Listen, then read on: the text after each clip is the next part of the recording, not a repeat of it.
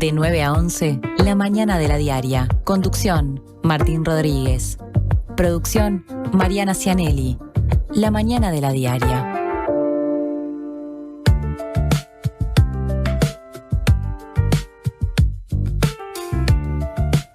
Buenos y grises días, ¿cómo les va? Aquí estamos, todavía en fase de comienzo de semana, haciendo La Mañana de la Diaria. Bienvenidos, bienvenidas. Tenemos cerca de 2 horas de radio por delante. Estamos a través de la 97.9 de Montevideo, la 102.5 de Maldonado, la 90.9 de Colonia del Sacramento y por streaming, por la web de la Diaria, por YouTube, también en vivo donde estén. Y está Mariana Cianelli pronta, como siempre. ¿Cómo te va, Mari? Muy bien, muy buenos días. Lo comentábamos en el arranque. Está gris, pero no hay frío. No hay frío. No se siente el frío. Sí, para hay humedad aquellos alta, ¿no? Sí, está un poco pesado y la máxima va a ir hasta los 23 grados. Eso es bastante alto para mayo, Sí. Así que temperatura alta para la época, mezclada con humedad, cielo, por lo que estoy viendo en este momento en el pronóstico de Inumet, nuboso y cubierto, neblinas, bancos de niebla. Y claro, esto es como la antesala de lluvias previstas para mañana. Como que la grisura que hay hoy, teóricamente, en Montevideo por lo menos, y área metropolitana, no va a generar lluvia en lo inmediato, pero sí podría darse eso mañana. Uh-huh. Bien, vamos a estar atentos. Y quien dice mañana, mira un poquito más allá, ya que estoy mirando la web de Inumet. Ay, ¿qué dice? ¿Qué dice? Y nada lindo. ¿No? No, para el jueves tampoco. Y para Bajan el las viernes tampoco. Y para el Y fin para de el semana. sábado tampoco. Bueno, no sé por qué me metí en esto. Ojalá. Juro que no quería darles estas pésimas noticias. No, aparte con tanta antelación. Sí, totalmente. Ya les estoy arruinando hasta el sábado inclusive, pero el domingo probabilidad de lluvias nula. Y Bueno. qué domingo, feliz domingo, Qué como aquel buena. programa de televisión. Vos no lo llegaste a ver, yo sí, No. lo llegué a ver porque yo viví conscientemente los 80. No como vos, que sos nacida ¿en qué año? 92. ¿No viviste los 80? 90. No viví los 80. viviste los 80. Pero viví los 90, que Bueno, también sí, tuvo pero mucho.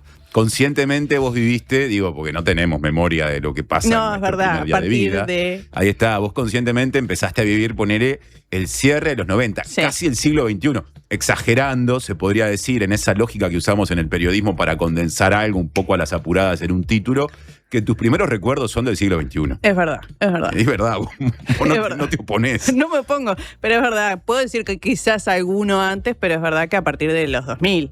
Claro, Sobre claro. todo. Ya ahí estabas en la escuela, ponele. Sí, sí. Yo ya estaba en el liceo, terminando el liceo, iniciando mis estudios terciarios. Vos te das cuenta qué diferencia, ¿no? Qué diferente. Qué horrible. No sé por qué me metí en el repaso del pronóstico del tiempo.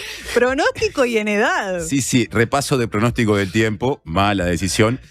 Y repaso del paso del tiempo, Del paso. peor decisión. Ya mismo salimos de este problema con alguien que me supera en edad, David Mattioli, que va a poner al aire algo que ustedes quieren escuchar porque quieren escribir.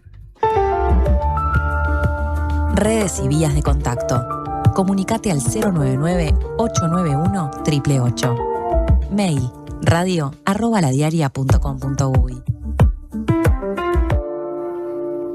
Y quien dice David Mattioli tiene que decir Julia Soma y Luciano Tonarelli. Ahí está Sí. el equipo que todos los días nos saca al aire. Yo sé que los nombro poco. A mí me cambió un poco la vida comunicacional, esto de tener un programa con esta estructura, pero están ahí siempre, atrás Siempre. de la línea de las cámaras y atrás de la línea de los monitores. Hoy te podés ver. Hoy me puedo ver porque hay un monitor y también hay que decirlo que muchas veces están aquí, pero Sí. no se ven ayudándonos, ¿no? En las tandas, en esos 3 minutos controlados por reloj Una que rapidez tenemos. tiene este equipo que Sí, es impresionante. Sí, hay que entrenarse en la pista de atletismo y después sí, venir a trabajar en el área técnica de la Diaria Radio, cuando a veces vos en las tandas tenés en 3 minutos máximo que ajustar cables, cambiar Totalmente. computadora. dejar Micrófonos que se cargando uno. rompen. Esas cosas pasan, es lo que tiene la radio en vivo. Ya mismo nos metemos en el repaso de la Diaria, ¿no? La Diaria en papel, la que nos gusta tener siempre arriba de la mesa, que es un disparador de cada uno de nuestros programas.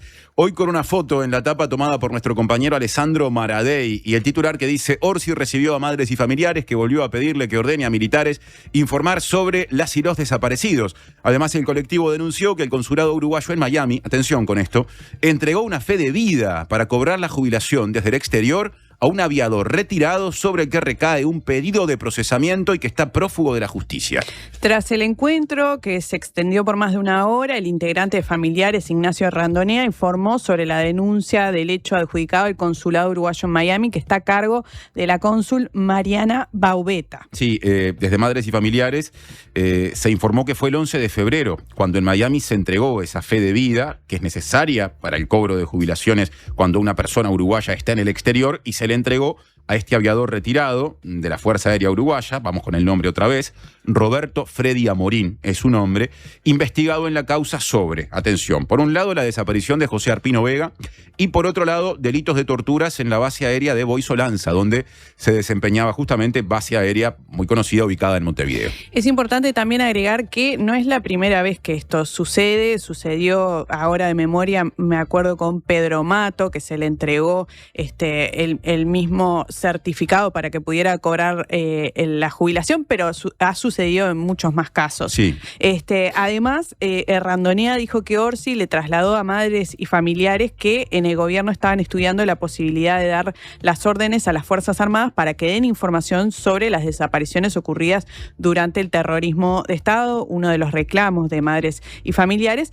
De todas maneras, dijo que eso no implica que finalmente la orden se termine dando. Algo así como que Orsi escuchó el planteo, que no es nuevo por otra parte, y comunicó que eso se está evaluando sin comprometerse a que efectivamente haya un momento en el cual se le dé la orden formalmente a las Fuerzas Armadas. Otro asunto que estuvo en la reunión presente es el del acceso a documentación, porque durante los primeros meses de este gobierno hubo algunas decisiones, convenios que se firmaron tendientes a facilitar justamente el acceso a documentos que se entiende pueden aportar datos importantes acerca de crímenes cometidos durante la última dictadura civil-militar o el terrorismo de Estado en un sentido más amplio, pero dijo Randonea que viene muy lento ese proceso que supuestamente debería hacer que el acceso sea más sencillo porque hay trabas burocráticas y que el problema radica en determinar en dónde es que están esos archivos. Otro asunto del que hace mucho venimos hablando. Cambiamos de tema.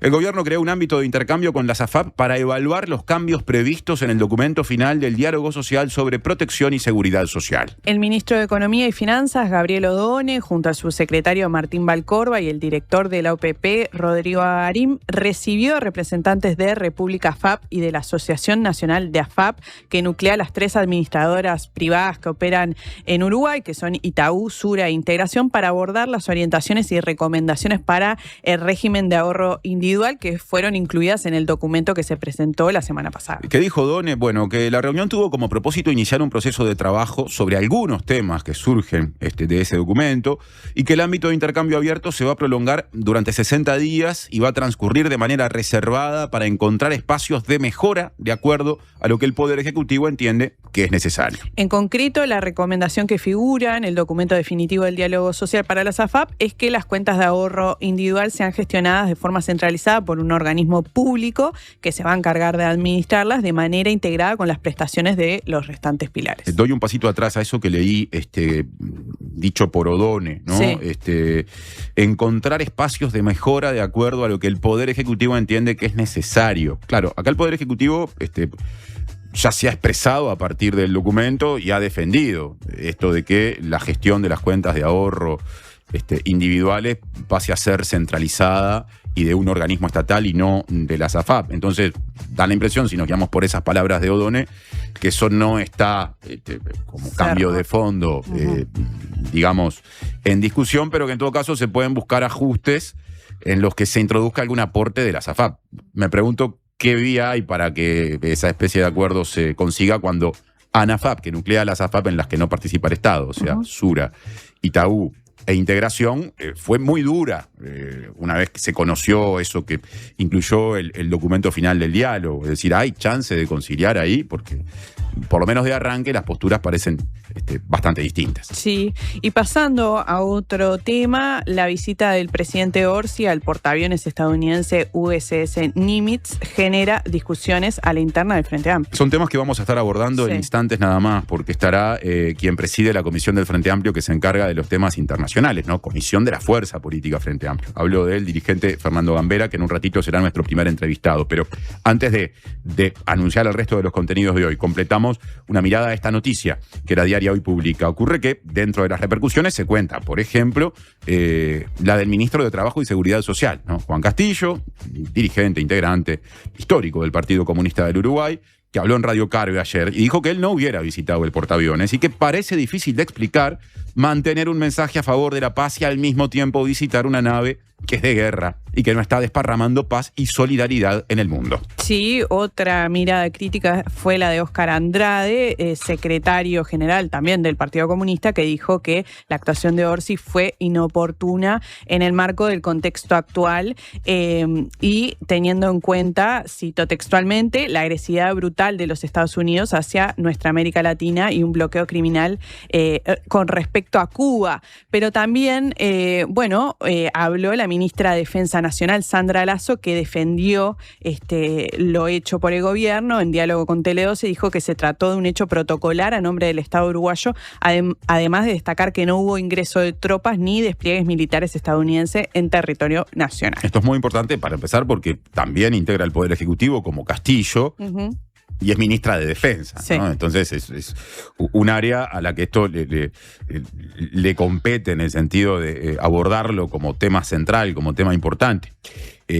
Pero bueno, también otro dato es que hay integrantes del gabinete, del mismo gabinete, que piensan distinto, y hay en la bancada del Frente Amplio integrantes de la misma bancada en el Senado que piensan distinto, porque vos recién repasabas lo que decía Andrade, y bueno, yo te puedo decir que, por ejemplo, Nicolás Viera, senador del MPP, dijo que le parece que Orsi hizo lo lógico en un contexto de presiones. Llegó a hablar de el riesgo de que eventualmente Uruguay deba pagar determinados aranceles para que los productos uruguayos entren a Estados Unidos en caso de que no se acepte una invitación como la que Orsi aceptó de ir al portaaviones. No sé si porque tiene algún dato preciso o si lo planteó simplemente como un escenario hipotético. Después, en estas repercusiones, seguramente haya muchas más en el universo de los sectores del Frente Amplio, también se da claramente una discrepancia entre dos sectores muy importantes, que son el movimiento de participación popular, el más importante hace mucho en votos de forma indiscutida por enorme diferencia, y el Partido Comunista del Uruguay, que tiene un peso electoral importante de cualquier modo y que además tiene mucho peso en la base militante, ¿no? Bueno, de todo eso vamos a estar hablando en un ratito. Antes, si te parece, vamos a repasar un par de temas importantes de la agenda política del día. En menos de una hora estará empezando una interpelación en la Cámara de Representantes. Sí, se va a interpelar a Gonzalo Sibila, ministro de Desarrollo Social, y a las autoridades del INAU. También hoy viaja Yamandu Orsi a Brasil, en concreto. Es un viaje en avión menos discutido que el que ocurrió el fin de semana, pero viaje en avión al fin y al cabo, que según se informó, realizará con el ministro de Economía, Gabriel Odone, el de Relaciones Exteriores, María Lubetkin, que está vinculado a la invitación de la empresa que hace poco adquirió, o a una invitación de la empresa que hace poco adquirió el Enjoy Punta del Este, el ex Conrad, ¿no? Ese grupo empresarial brasileño que va, a reconvertir el Conrad a través de o el ex Conrad a través de una inversión que el gobierno destacó cuando hace un par de semanas, 2 o 3 semanas, eso se anunció, de hecho, con Odone participando, sí, ¿no? de ese ámbito, en un marco en el que se sabe que las inversiones son todo un desafío, porque Uruguay tiene niveles de inversión bajos y el contexto económico no es muy importante. Mañana, lo que deje la interpelación a Sibila lo tendremos con 2 entrevistas y hablaremos también de lo que se sepa de este viaje puntual por hoy de Orsi a Brasil. Ya estará Fernando Gambera, que es presidente de la Comisión de Asuntos y Relaciones Internacionales del Frente Amplio, la CARIFA, para hablar de los temas internacionales ya mencionados, pero tendremos otra entrevista hoy. Sí, va a estar Nilia Viscardi, directora de Derechos Humanos de la ANEP, que va a estar hablando de una iniciativa que se va a lanzar este miércoles que se llama Convivencia en Clave de Paz. Bueno, vamos a estar hablando en concreto de qué implica esta campaña, sobre todo teniendo en cuenta lo que han sido estas últimas semanas en el marco de los centros educativos con la amenaza de tiroteos, entre otros tipos de violencia. Y antes de la pausa yo quiero saber qué mensajes han llegado, si es que llegaron, hablando capaz que de ese auspicioso panorama del pronóstico del tiempo. Leo rápido. A ver, sí. Gloria, desde Rivera, siempre ahí al firme, nos dice que hay alta temperatura y mucha humedad. tienen 22 grados. Está difícil para secar la ropa en Rivera. Está difícil. Después nos manda un oyente, récord de metidas de pata en el inicio del programa. ¿Qué va a ser? Y es martes recién, ¿eh? Sí. Es martes recién, oyente. Queda toda la semana para seguirnos equivocando. Pausa y viene Gambera.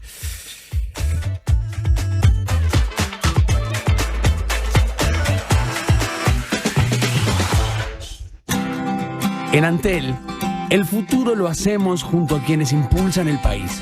Por eso, acompañamos a las empresas con soluciones seguras en nuestro data center. Y también junto a quienes cuidan el planeta. Por eso, trabajamos en la recolección de residuos electrónicos. Porque el futuro se hace juntos. Antel, el futuro lo creamos juntos. Se viene el invierno y en Megal queremos hacértelo más liviano. ¿Sabías que en Uruguay se vende una garrafa fabricada en Noruega que pesa la mitad que las comunes? Mejora la vida de quienes tienen que cargar con ella. Es translúcida y se puede ver cuánto gas le queda. Está hecha con un material amigable con el medio ambiente. ¿Qué estás esperando para cambiar tu vieja y pesada garrafa por una garrafa liviana de Megal? Si estás escuchando esta radio, te la cambiamos sin costo. Llama ahora al 19220 y decí la palabra clave, La Diaria Radio. Megal, innovamos con energía. En El Círculo tenemos los mejores planes para vos y tu familia. Si tenés entre 1 y 20 años, podés afiliarte por tan solo 800 pesos al mes, con más beneficios gratis, el mejor servicio al menor precio y los menores tiempos de espera. Elegí cambiar ahora a la mutualista con el índice de satisfacción más alto y con la red de atención más grande del país, con 5 sanatorios y 50 policlínicos. Afiliate llamando al 1870 o en circulocatólico.com.uy. En El Círculo, estamos con vos. La Diaria Radio, 97.9.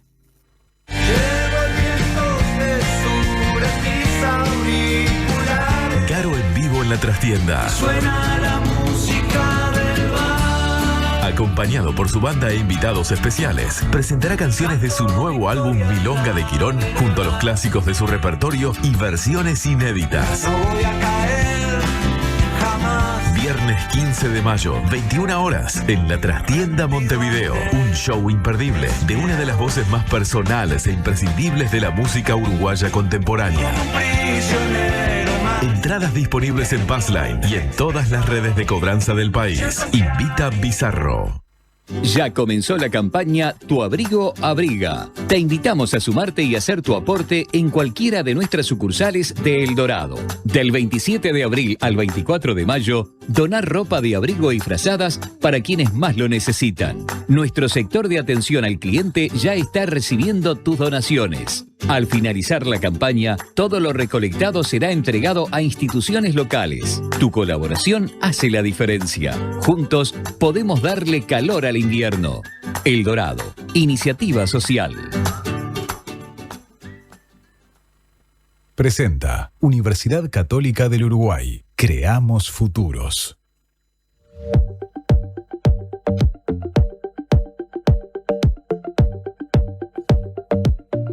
9:25 de la mañana, 9:25 de la mañana de La Diaria.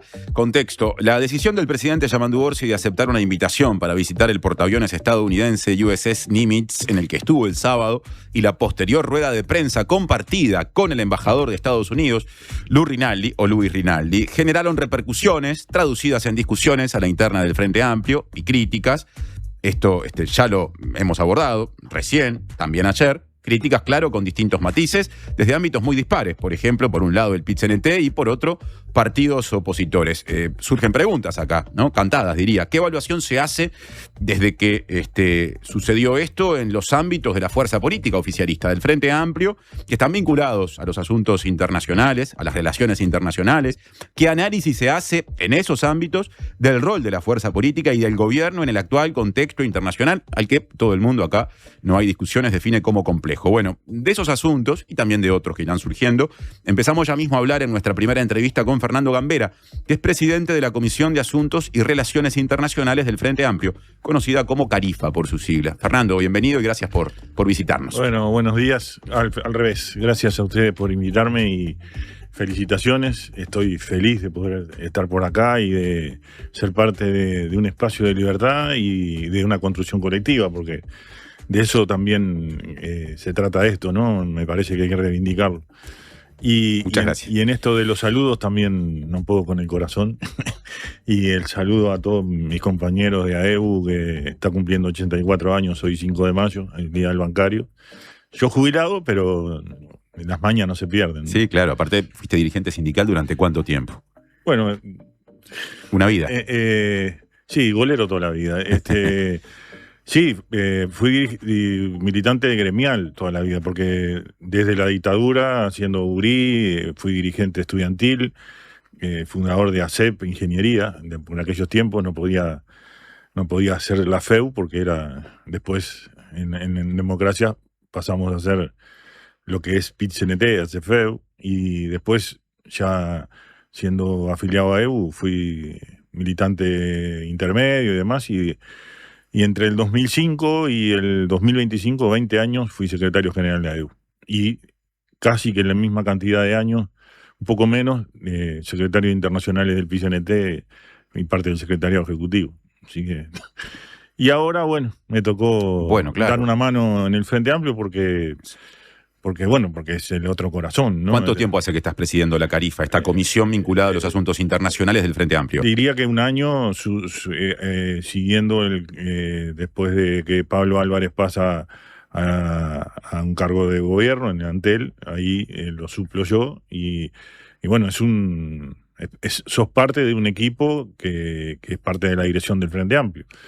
Y vos introducías el tema, trataré de interpretar la síntesis de las opiniones y de los intercambios que pueden haber en la interna de la Carifa y de probablemente de la dirección del Frente Amplio, aunque todavía no han habido reuniones formales, ¿no? Ahí está, pero yo te quería preguntar por eso. La Carifa, por lo que me decís, todavía no sesionó desde que se dio este episodio del viaje de Orsi al portaaviones durante el fin de semana, pero yo supongo que en ámbitos informales, para empezar, grupos de WhatsApp, conversaciones con integrantes de la comisión, tiene que haber ya discusiones o por lo menos primeros planteos. ¿Qué nos puedes decir a propósito de esas primeras reacciones? No, incluye la mía, la propia, ¿no? La primera impresión es sorpresa, porque, si me permitís, yo voy a poner determinado contexto, ¿no? O sea, yo quiero descartar acá que todos somos compañeros de izquierda, queridos compañeros del Frente Amplio, los que están en las responsabilidades que les toque. Así sea en el gobierno, así sea en la fuerza política, así sea en el comité de base de mi barrio. Así lo siento yo, y creo que así lo sienten todos quienes integran esta construcción colectiva que es el Frente Amplio con 60 años.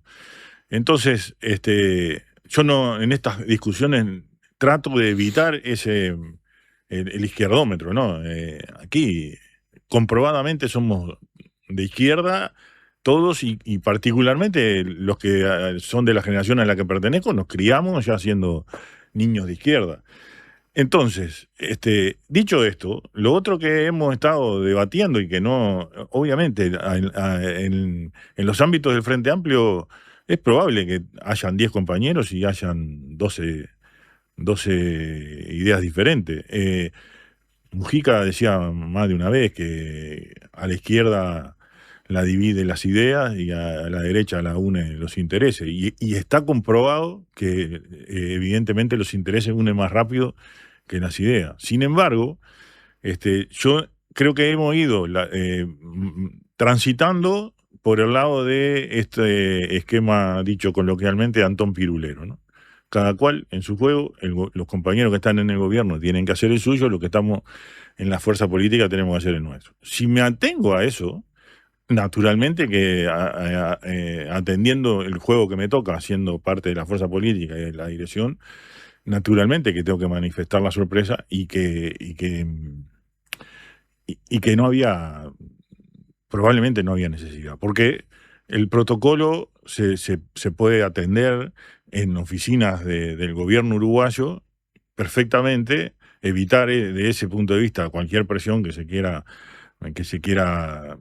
sostener que podía haber, y es muy diferente a concurrir a un barco de guerra. O sea, vos lo que planteás es que entendés que había otros márgenes diplomáticos para abordar esa, supongo yo, que invitación de Estados Unidos sin que el presidente fuera. Porque el dilema que tiene la izquierda en el gobierno en el Uruguay, visto por lo menos de este cuerpito humilde, ni más ni menos que encontrar un proyecto y un plan de desarrollo que incluso nos permita superar este esquema de economía primarizada y tanto de esas cosas que se han hablado siempre.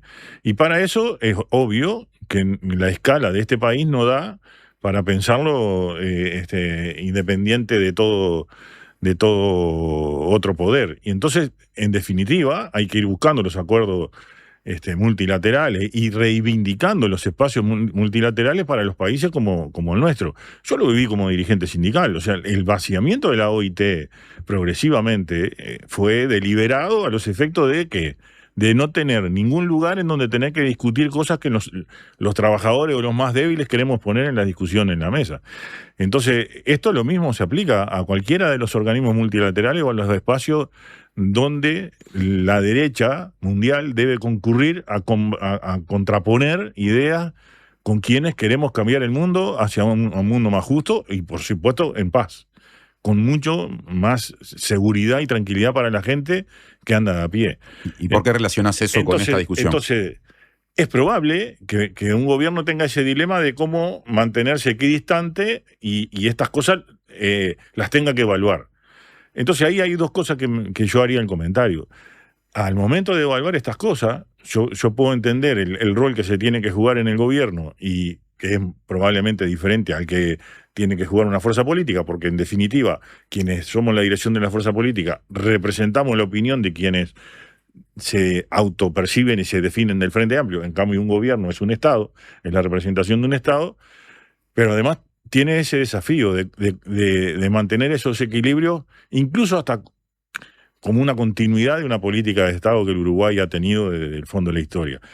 Ahora, en ese dilema, lo que no te puede pasar es que quieras todo el tiempo andar bien con todo el mundo. ¿Y eso le está pasando a este gobierno? Y en algunos momentos o en momentos puede pasarte. Y eso es lo que tenés que evaluar continuamente para que de hacer los equilibrios no quedes entrampado en situaciones en las que en realidad te podés volver intrascendente o quedar mal con todo. Ahora, hay algunas interpretaciones que son más concretas o que unen esto a eventuales desafíos muy puntuales. Por ejemplo, dentro de las voces frente amplistas, que en este debate que ya se generó respaldaron lo hecho por Orsi, figura la de un senador, yo lo mencionaba en el bloque anterior, Nicolás Viera, del MPP, o sea, el sector al que pertenece el presidente de la República, que dijo textualmente: si el presidente tiene que sopesar entre visitar un portaaviones o que sobre el país recargue el aumento de aranceles a determinados, recaiga el aumento de aranceles a determinados productos para entrar a determinado comercio de un 50%, ¿qué va a hacer el presidente? Yo no sé si Viera esto lo dijo porque tiene datos o lo planteó hipotéticamente, pero ante esa hipótesis, por lo menos, ¿vos qué respondés? Exactamente, sí, no sé, yo tampoco sé si es una hipótesis. De todas maneras, sirve el ejemplo de la hipótesis porque lo que estoy de alguna manera queriendo plantear es, bueno, ante esos dilemas, lo mejor es gestionar la política. Y creo que hay legados y aprendizajes de liderazgos de nuestra fuerza política que han marcado camino en ese sentido, haciendo con un chiflido juntar determinadas cabezas que son las que tienen que después explicar y de alguna manera colocar en contexto la decisión que se toma. ¿A qué ejemplos aludís ahí cuando hablas de esa especie de acumulación del Frente Amplio en ese tipo de búsqueda de soluciones? A cualquiera de los líderes que se te pueda ocurrir, pero obviamente a los líderes que hoy no tenemos y que, bueno, capaz que son momentos de transitar recambios generacionales y demás que a todos nos pasa y que por suerte lo estamos pudiendo hacer. Es una frase fuerte esa, los líderes que hoy no tenemos. ¿Hoy el Frente Amplio tiene un problema de falta de liderazgo? No, tiene liderazgos. El Frente Amplio, yo no sé, esto es una opinión personal, de alguna manera con esto soy consciente que ingreso en discusiones que probablemente haya que dar, pero el Frente Amplio tiene los mejores jugadores de este país para la política, tiene liderazgos fuertes, tiene algún problema. ¿Te acuerdas? ¿Viste cuando Bilardo los miró a todos a los ojos y no les dijo nada en el entretiempo entre Argentina y Brasil?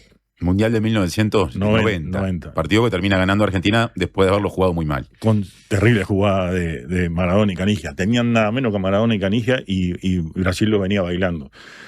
Y cuando se iban de nuevo a la cancha el segundo tiempo, les dijo, si se la siguen dando a los de amarillo, no nos va a ir bien.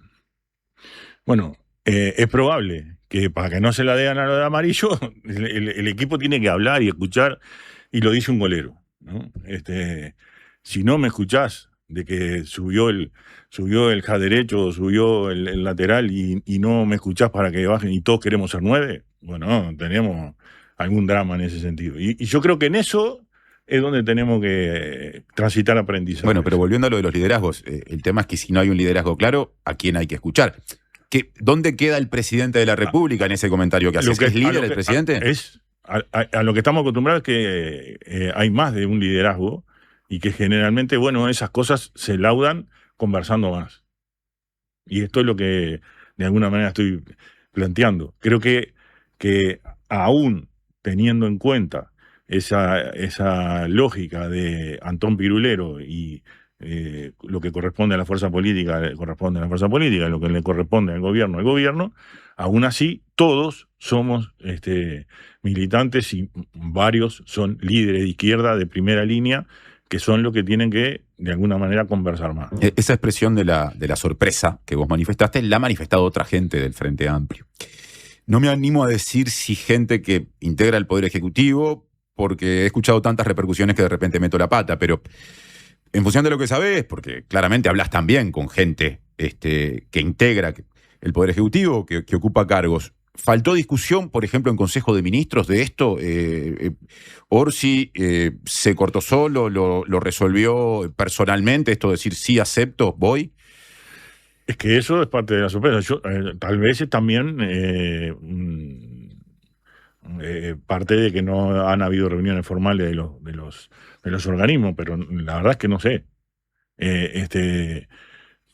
Por eso lo que yo de alguna manera rescato es, bueno, para mí no hay duda que el Frente Amplio está llamado a hacer la diferencia en la gestión política exterior de este país por delante y por mucho tiempo para una mejor inserción del Uruguay.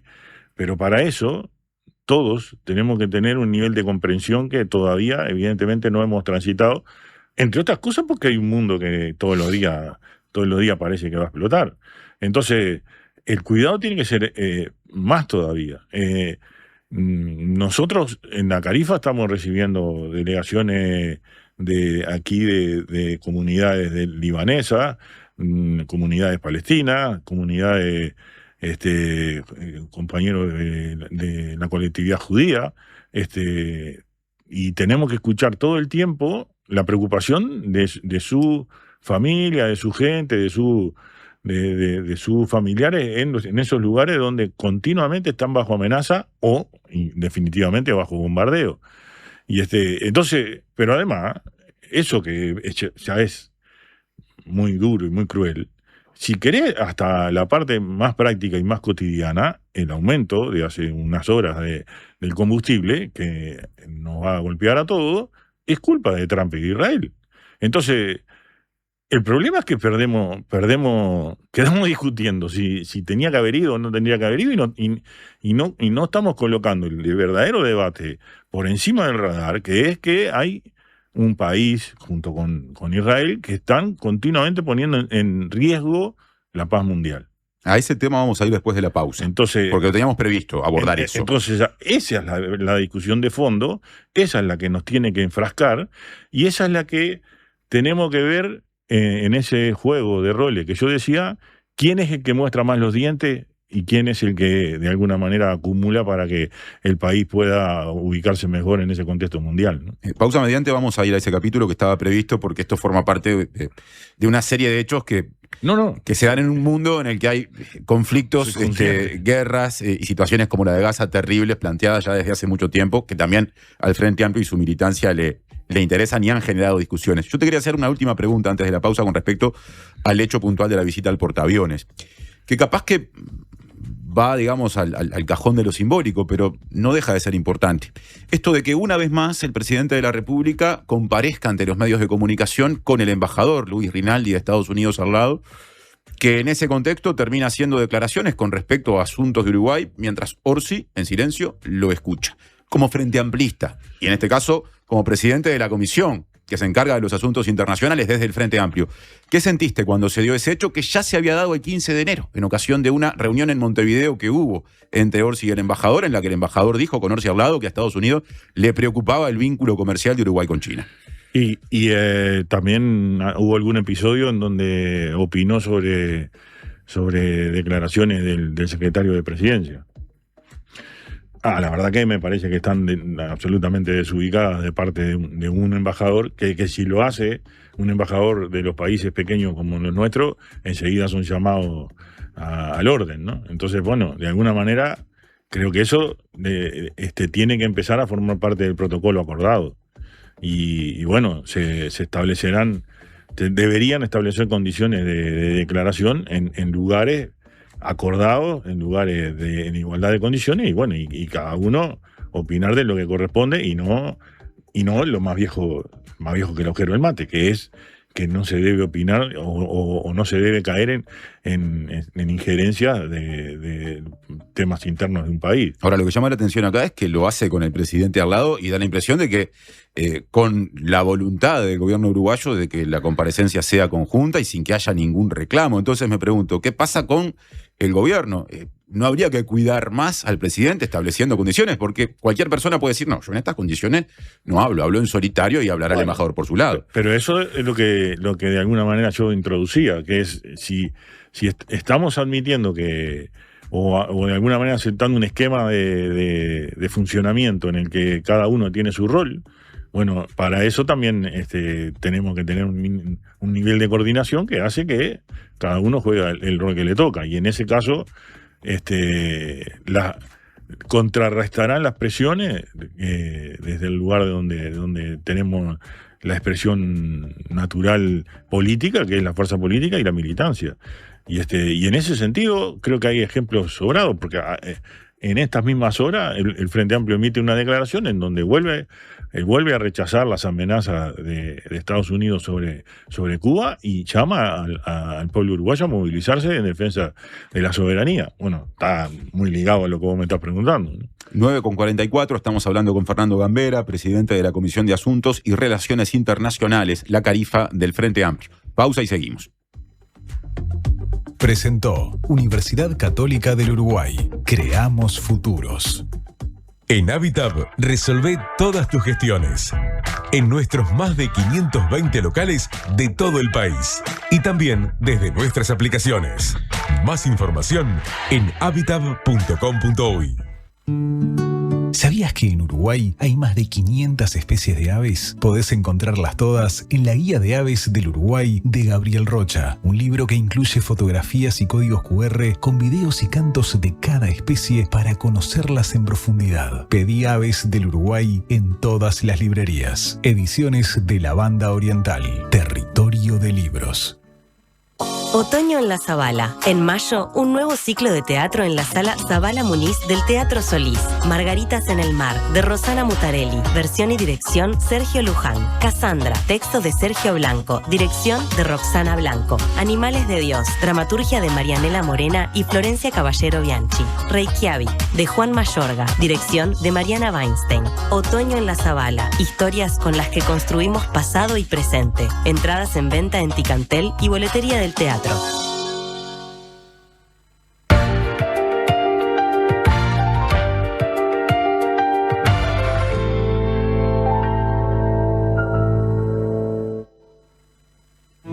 Homeopatía Olivencia. Idóneos en elaboración de fórmulas homeopáticas y florales. Lográ el bienestar físico y emocional de forma natural. Olivencia te escucha. Comunicate al 099-471074 o visita nuestra web olivencia.com.uy.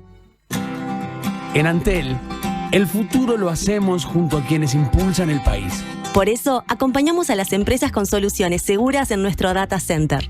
Y también junto a quienes cuidan el planeta. Por eso trabajamos en la recolección de residuos electrónicos. Porque el futuro Se hace juntos. Antel, el futuro lo creamos juntos.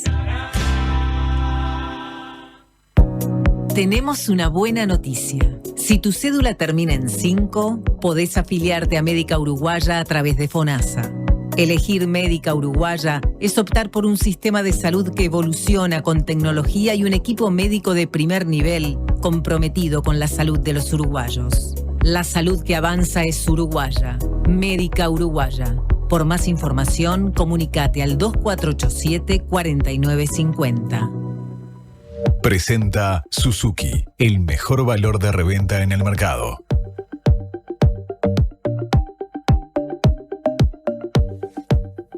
– 9:47 de la mañana de la diaria. Estamos haciendo la primera entrevista del día, compartiendo la primera entrevista del día, entrevista que lo tiene por aquí en los estudios de la Diaria Radio a Fernando Gambera, que preside la CARIFA, la Comisión del Frente Amplio, de la Fuerza Política Frente Amplio, orientada a los asuntos internacionales. Estamos analizando lo que generó la visita de Orsi al portaaviones norteamericano el fin de semana.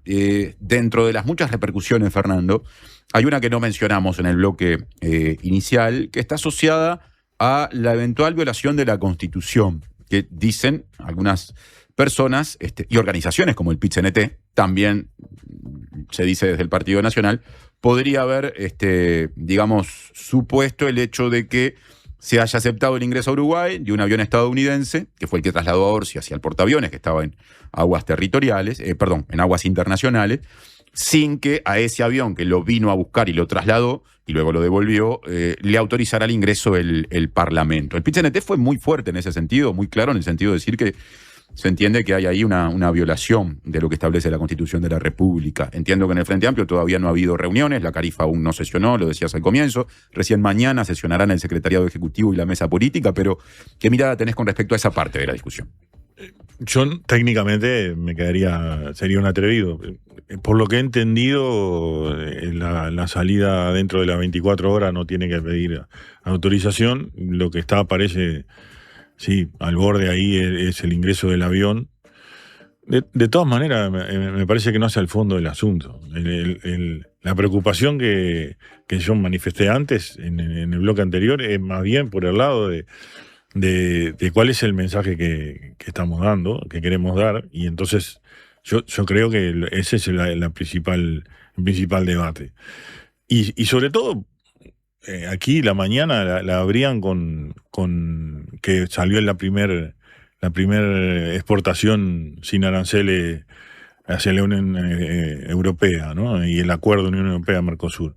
Bueno, yo creo que tenemos un desafío a nivel de la CARIFA, pero a nivel de la dirección de la fuerza política, de generar debates abiertos que capaz que no terminan en conclusiones, pero que sí generan pienso y debate abierto. Y esto me parece que es el punto de partida, es, bueno, cómo el Uruguay se inserta internacionalmente, cómo defiende el multilateralismo, cómo defiende los intereses de los países de la escala del nuestro en ese multilateralismo, al mismo tiempo que evita que puedan haber decisiones de Estados Unidos que provoquen algún tipo de perjuicio sobre puestos de trabajo en Uruguay, por ejemplo. Entonces, bueno, ese es ni más ni menos el dilema. Ahora, está todo abierto en la discusión. Por ejemplo, yo creo que sería sano que empecemos a discutir a nivel de la fuerza política para generar las ideas que puedan surgir sobre este tema del acuerdo Unión Europea-Mercosur, generar propuestas y pasos a dar por parte de Uruguay que vayan asegurando institucionalidad en ese acuerdo entre bloques, que vayan asegurando que si el bloque de Unión Europea tiene un Consejo Económico y Social que integra a toda la sociedad civil, si tiene un foro de consulta que integra a la sociedad civil y al mundo del trabajo, si por su parte el Mercosur tiene instituciones parecidas, como el Foro Económico y Social, como los organismos sociolaborales y el ambiente tripartito que hay en el Mercosur, bueno, eso debería reflejarse en la vida cotidiana y en el funcionamiento de un acuerdo entre Unión Europea y Mercosur. Y claro que eso va a tener reacciones de parte de un imperio que está en franco declive. Y claro que cada vez además, tiene un gobierno que cada vez que se ve acorralado en ese declive, corre hacia adelante y lo que hace es atacar o amenazar que va a atacar a alguien.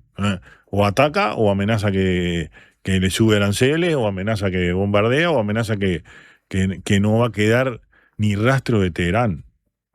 Pero, cuando alguien dice algo así, que no va a quedar ni rastro de Teherán, está diciendo que no va a quedar ni rastro de nadie, ni de niños, ni de escolares, ni de veteranos, ni de nada.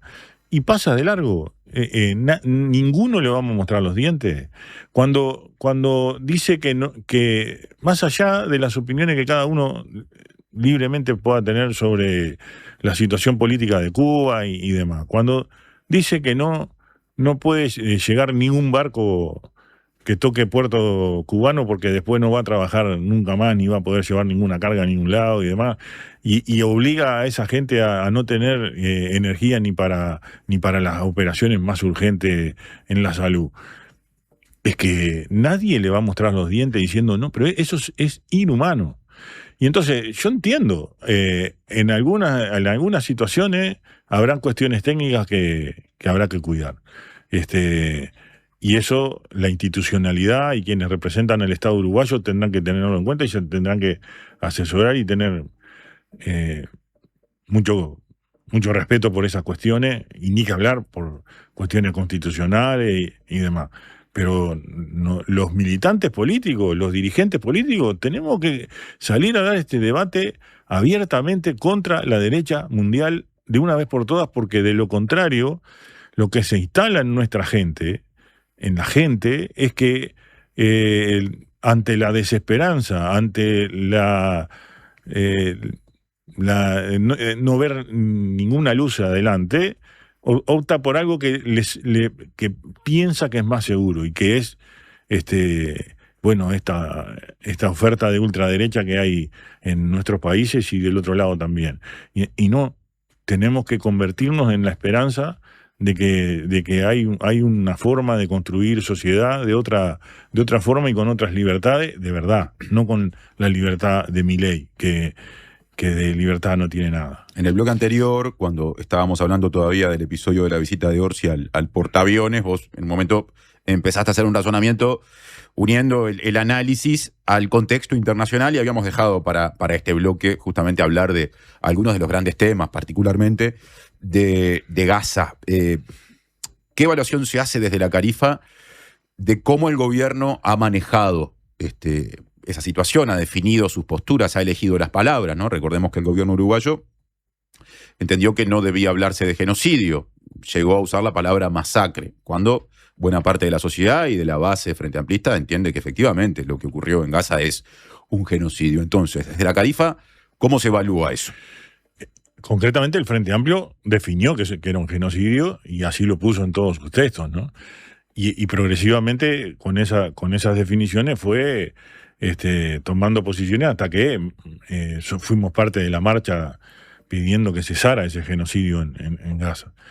Que dicho sea de paso, sigue tan complicado como antes, y lo de la tregua es algo muy ilusorio. En definitiva, sigue habiendo un avance de los colonos que es a punta de bayoneta sobre Cisjordania y sobre posiciones que en definitiva del otro lado no hay nadie que pueda hacer frente, ni siquiera eso se puede definir como guerra. Y si no hay guerra, hay matanza, hay masacre, hay genocidio.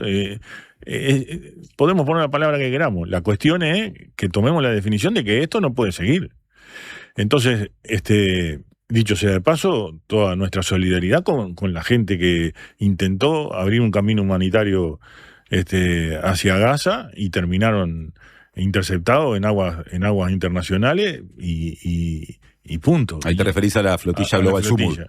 Entonces, yo lo que creo es que a instancias y por iniciativa de la Carifa, involucrar a todo el resto de la dirección del Frente Amplio y de los movimientos sociales en torno a una propuesta y a un trabajo sistematizado de búsqueda de la paz y de acuerdos que de alguna manera encolumnen a toda esa sensibilidad en torno a la paz, en torno a la democracia y en torno a la libertad.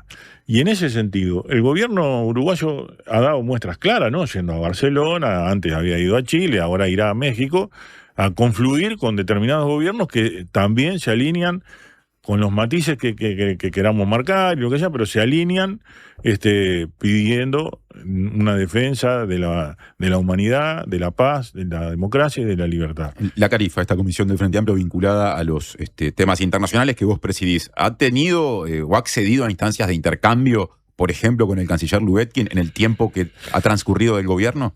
Sí, alguna vez se ha concurrido a la Carifa y no recuerdo ahora, pero más de una vez ha concurrido a la mesa política y en ese caso hay compañeros de la Carifa que participamos en esas reuniones también, ¿no? Me imagino que ahí algunas de estas discrepancias han surgido. Sí, claramente. ¿Y qué ha respondido en esos ámbitos partidarios el canciller al ser invitado? Bueno, yo creo que ahí es donde quedan los debates abiertos a lo que yo refiero y que bueno que se transiten y que se sigan dando. Y ahí hay, me parece que dos componentes. Uno ya lo tocábamos anteriormente, que era el de la obligación de un gobierno de mantener ciertos equilibrios para asegurar que el Uruguay sea un Estado creíble y confiable a los efectos de cumplir un rol como presidencia de la CELAC, como presidencia del grupo de los 77, todo esto que de alguna manera le da prestigio al Uruguay. Perfecto. Esa es una parte de un rol de un gobierno. Me parece que el otro debate abierto es que de alguna manera nos ha impregnado, yo creo que con acierto, pero nos ha impregnado el análisis de que la polarización política, que esto se da a nivel global, también a nivel mundial, la polarización política las posiciones extremas de polarización terminan favoreciendo a la derecha siempre y perjudicando de alguna manera el debate verdadero que la izquierda quiere proponer en muchos de los temas, no solo en este tema internacional. Ahora, ¿no es una visión muy moderada esa? ¿Por qué te lo pregunto? Porque en otro tiempo capaz que desde la izquierda no había temor con respecto a escenarios de polarización, porque se entendía que era la forma de ir a por determinados cambios en procura de los objetivos programáticos. No te puedo decir que en esa época eran testimoniales y no eran gobierno. Las fuerzas de izquierda decís. Sí. O sea, vos asociás eso a etapas ya muy lejanas en el tiempo. Sí. Eso podría ser un argumento de ese debate abierto. También es verdad que no es aquel mundo de la Guerra Fría, de dos polos, donde de alguna manera vos hacías un análisis ideológico en función de qué contradicción global partía, ¿no? Si era los pueblos contra el imperio, si la Unión Soviética era uno de los ejes, si no lo era. Bueno, eso, este mundo no tiene nada que ver, no solo no tiene nada que ver, que es lo que decíamos, tenemos todos los días la paz en tela de juicio. Entonces, me parece que el debate está asumiendo que la polarización probablemente no nos hace bien. El debate está bueno, entonces ¿cuál es la táctica? Porque me parece que el problema que tenemos no es si nos hemos moderado más o menos. El problema es que capaz que nos está faltando definir táctica.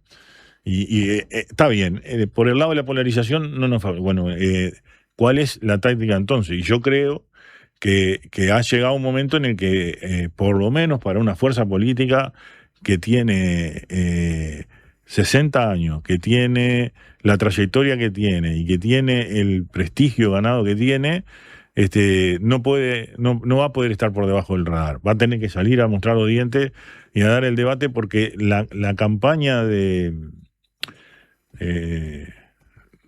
reputación contra tu reputación está instalada igual y de alguna manera la tenés que enfrentar, ¿no? Fernando, sobre el cierre de la entrevista, yo decía hace un rato que el secretariado ejecutivo del Frente Amplio y la mesa política seguramente aborden el tema del que más hablamos, ¿no? El análisis de esa decisión tomada por Orsi de visitar el portaaviones y todas sus derivaciones mañana. Con respecto a la Carifa, ¿ustedes tienen marcada alguna próxima reunión como para, una vez que se den esas primeras discusiones, abordar el asunto?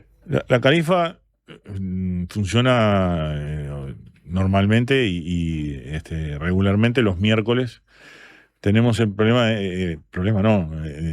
este miércoles habría que posponer porque a la misma hora, el miércoles a las 18 horas, hay un homenaje a Selmar Michelini, organizado por el PCNT y una comisión de homenaje.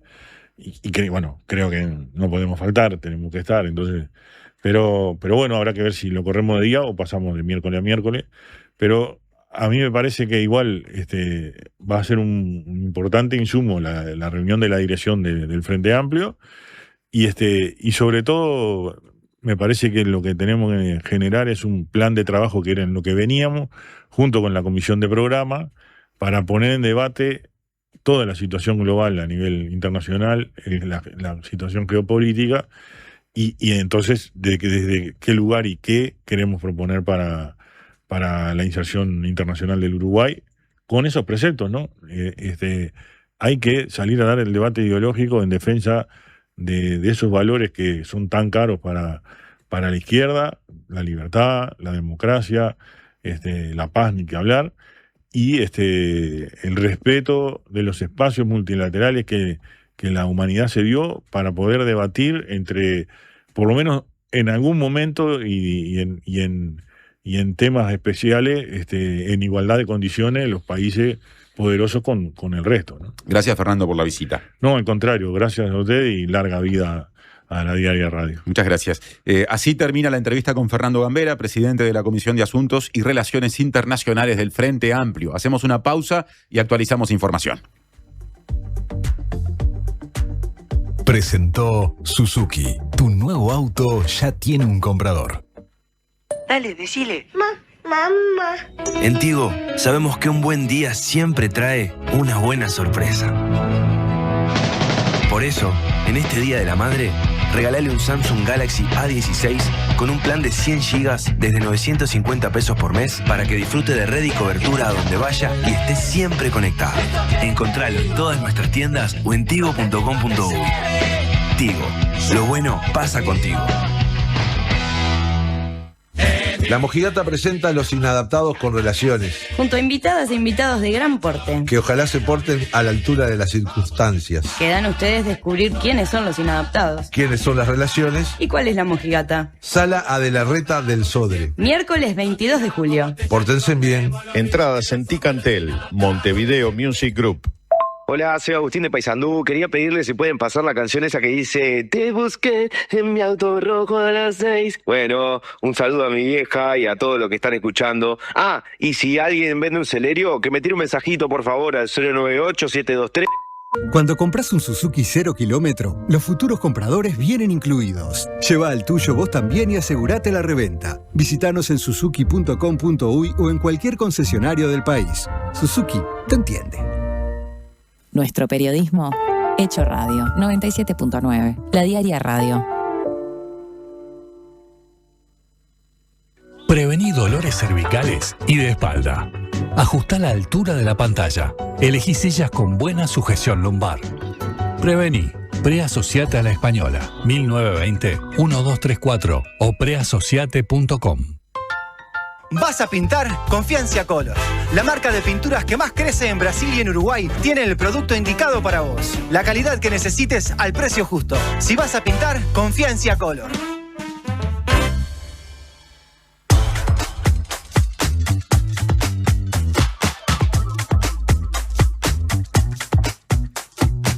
Horas con 6 minutos, momento de actualización informativa. Estamos en la mitad de la edición de este martes de la mañana de la Diaria. Otros asuntos no mencionados que están en la edición web y papel de la Diaria de este martes.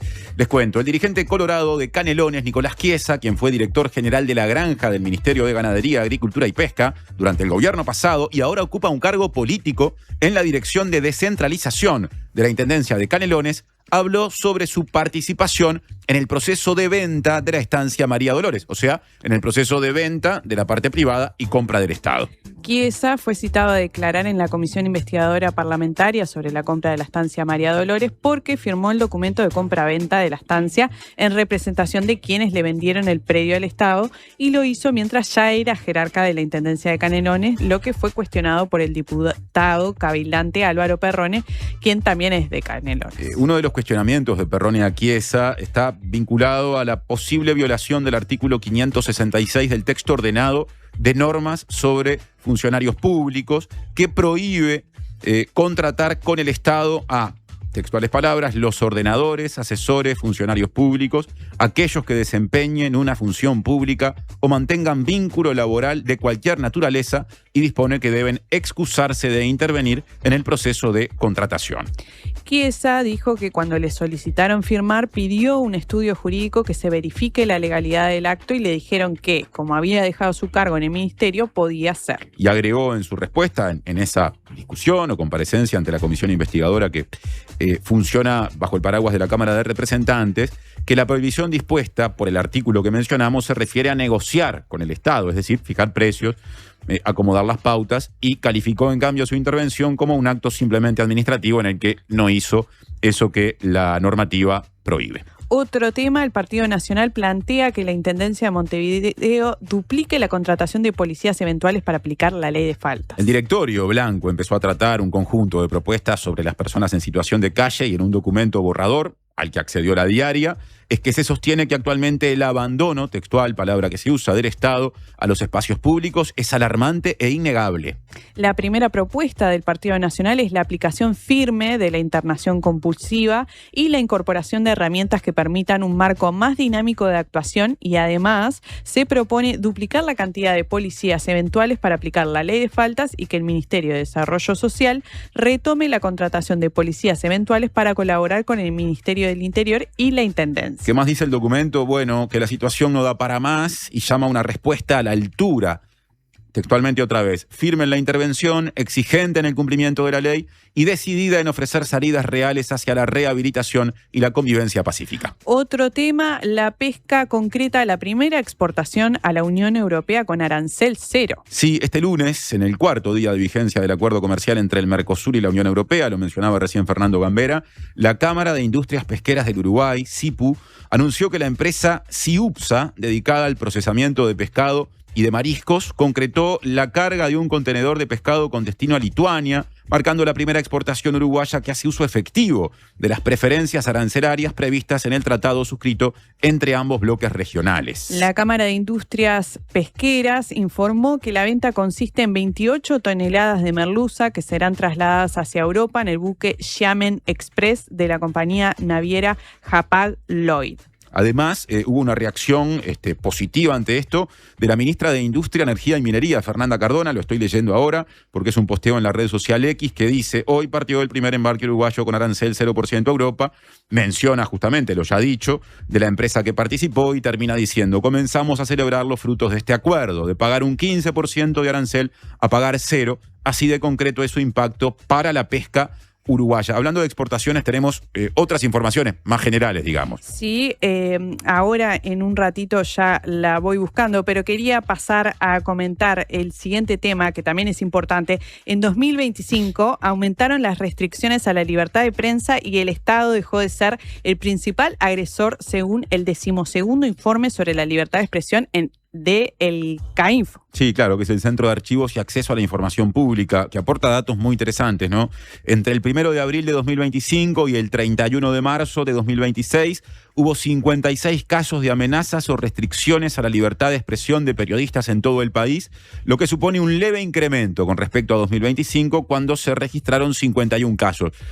Por otro lado, también se marca una ruptura de lo que venía siendo una tendencia a la baja observada desde el año 2022. Sí, al igual que en monitoreos anteriores, la principal dificultad fueron las restricciones en el acceso a la información, que estuvo presente en 23 de los 56 casos. Entre los casos se registraron 8 agresiones verbales escritas y digitales, 7 discursos estigmatizantes, 6 hostigamientos judiciales y 6 casos de violencia mediante el uso de tecnologías digitales. Y una novedad que en este caso podría decirse es alentadora, es que el informe arroja que el Estado dejó de ser el principal agresor a través de organismos, funcionarias o funcionarios, que justamente son las posibilidades que en el informe se contemplan y que se emplean luego para calificar y clasificar cada situación, registrando 23 casos en los que el Estado fue agresor de un total de 56. Es decir que digamos, personas que no forman parte de la estructura estatal, eventualmente corporaciones, empresas, organizaciones del ámbito privado, ciudadano,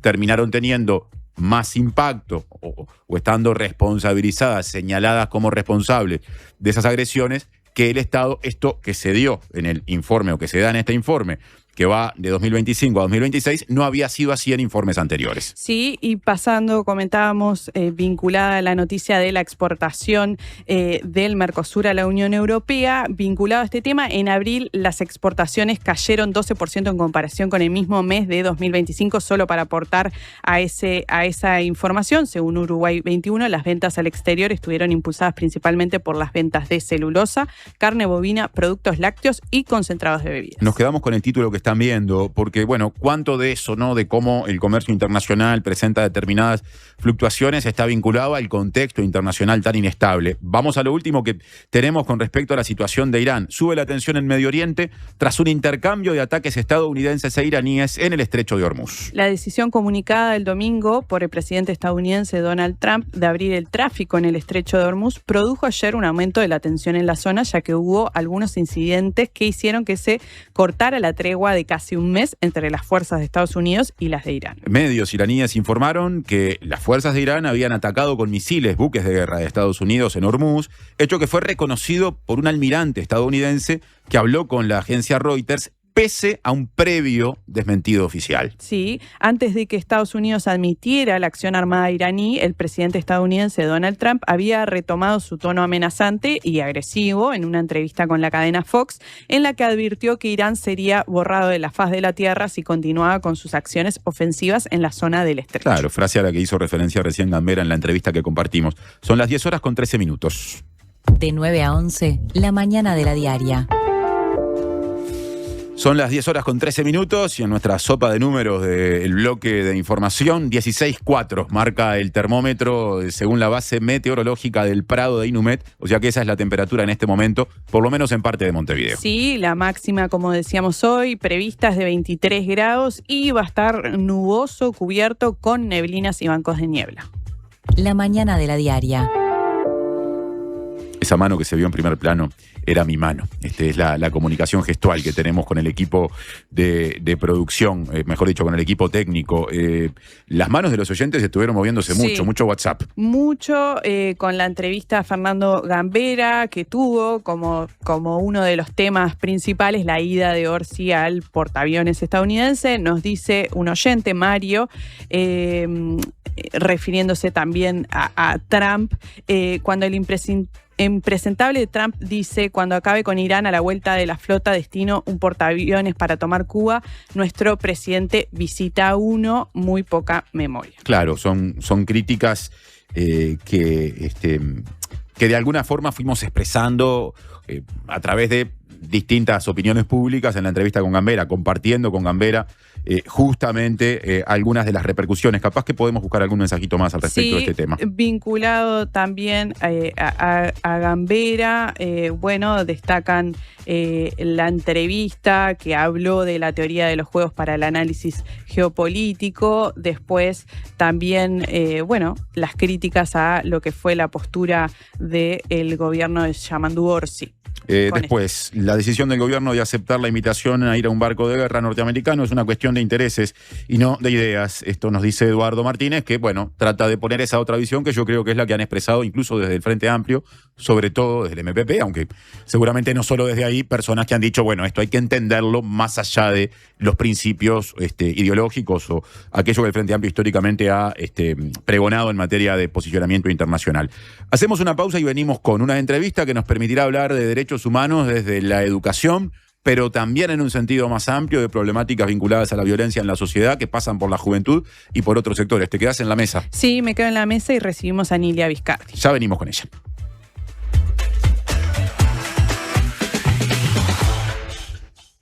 Las estafas digitales son cada vez más frecuentes y pueden ser difíciles de detectar porque parecen reales. Prende la lamparita. Desde UTE nunca vamos a pedir contraseñas, códigos o números de tarjeta. Si te llaman, escriben o mandan links dudosos, corta, no sigas la corriente.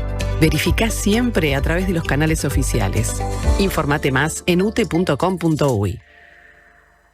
Se viene el invierno y en Megal queremos hacértelo más liviano. ¿Sabías que en Uruguay se vende una garrafa fabricada en Noruega que pesa la mitad que las comunes? Mejora la vida de quienes tienen que cargar con ella. Es translúcida y se puede ver cuánto gas le queda. Está hecha con un material amigable con el medio ambiente. ¿Qué estás esperando para cambiar tu vieja y pesada garrafa por una garrafa liviana de Megal? Si estás escuchando esta radio, te la cambiamos sin costo. Llama ahora al 19220 y decí la palabra clave, La Diaria Radio. Megal, innovamos con energía. Una radio para escuchar todo el día. La Diaria Radio, 97.9.